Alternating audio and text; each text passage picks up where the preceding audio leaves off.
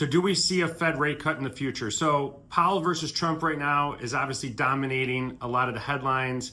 And to me, that's a distraction. There are things in this market that we can control, and there's a lot of things that we can't control. We have tariffs. We have all the politics behind tariffs, Powell versus Trump, and all this going on. And through all of that, the most confusing part is for the consumer. How does a consumer make a decision whether or not to buy a home, whether to list their home? And all the fear that is out there right now is really ruining a lot of consumer confidence.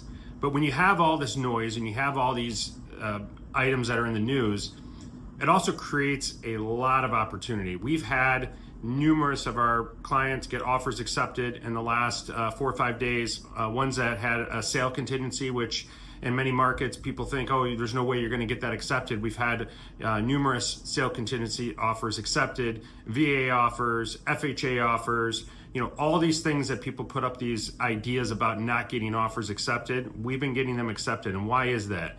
It's because when there's fear in the market, when there's all this noise in the market, sometimes people take a pause or they take a step back. And that's actually the opportunity that you have right now, is that a lot of people are maybe taking a step back.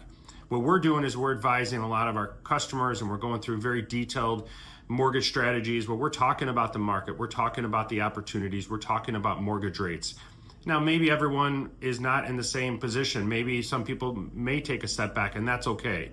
But there are a lot of people right now that are taking the opportunity of the current market to move forward. We have inflation starting to come down. We have a recession maybe on the horizon, but recession is really typically pretty good for housing. The last 4 out of the last 7 recessions, home prices have gone up. There's only been one where we had a double-digit price decline. That was in 2008. And that was more of a financial crisis than it was a housing crisis. So, housing does really good during recession. So that is out there in the news. If anything, housing has already seen its recession. We've had this over the last 1.5 years, 2 years. So, housing is going to typically appreciate as Fed policy eases during recessions and rates tend to come down. That typically drives, home purchases up. And we're already starting to see, a little bit of effects as rates start to come down.